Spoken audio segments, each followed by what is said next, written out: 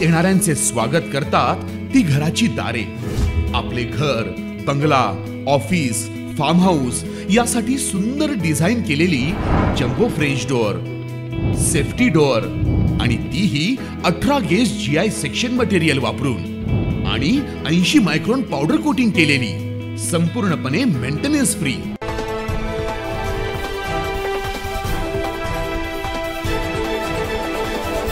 महाराष्ट्र राज्य पोलीसचे माजी पोलीस महासंचालक संजय पांडे यांचं विचार मंच मेळावा आणि पत्रकार परिषद याचं आयोजन करण्यात आलं।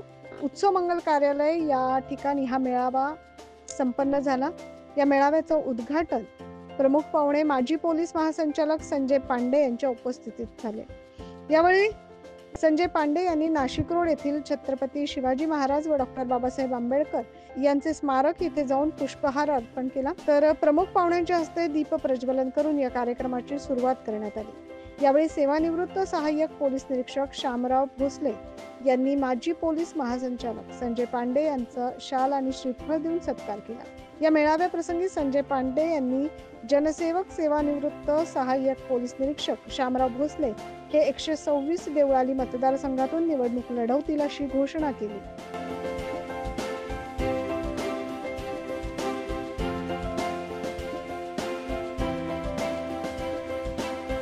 आमच्या महाराष्ट्रामधले वेगवेगळ्या ठिकाणी आमच्या उमेदवारांची चाचणी सुरू आहे। त्यापैकी ह्या ठिकाणी आम्ही जाहीर केलं आमच्या देवलालीवरून शामराव भोसले साहेब उभे राहणार आहेत।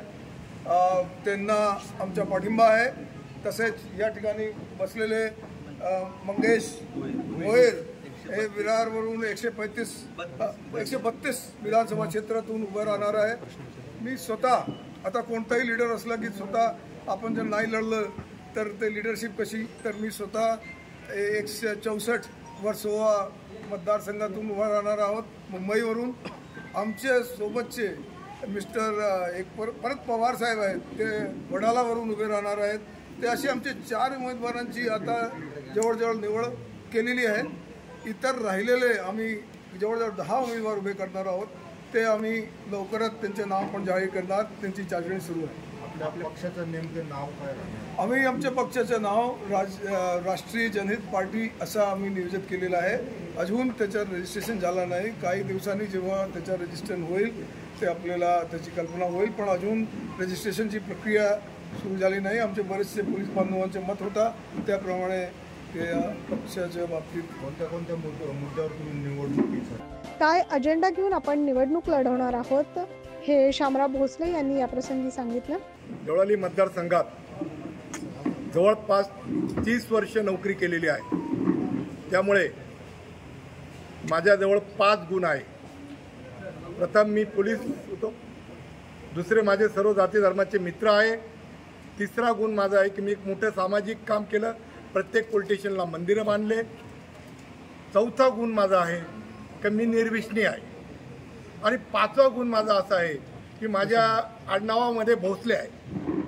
मी पगारे भालराव नाही आहे, कांगोटे नाही आहे, माझ्या आडनावात भोसले असल्यामुळे आणि मी ह्या मतदारसंघात पूर्ण अभ्यास केल्यामुळे मला आत्मविश्वास आहे। आणि साहेबांची पांडे साहेब हे फार मोठे, आमच्या डिपार्टमेंटचे लोक त्यांना देव मानतात, कारण त्यांनी असं कार्य केलेलं आहे। पांडे साहेबांच्या पक्षातून मला जर तिकीट भेटलं आणि आमच्या पुऱ्या महाराष्ट्रातले जनतेचे पोलीस बांधव हे आपल्या सहकार्याला आले माझ्या, तर आम्ही 100% हे नाशिक देवळालीचं 126चं सीट एक 100% जिंकू असं साहेबाला बी आत्मविश्वास आहे, आम्हाला बी आत्मविश्वास आहे।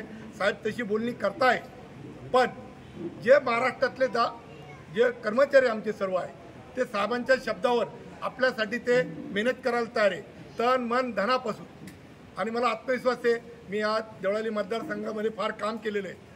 कुठल्याही पोलिसांनी नाही केलं, कुठल्याही पोलिसाला काही जमत नाही, पण मी ड्युटी सांभाळून एवढं केलं। आणि तुमच्या सर्व पत्रकार बांधवामुळे एक जागतिक वास्तू, एक ऐतिहासिक वास्तू इथं उभी केलेली आहे। रिटायर पोलीस कर्मचाऱ्यांसाठी स्वतंत्र पक्ष स्थापन करण्याचे देखील संजय पांडे यांनी यावेळी सांगितलं।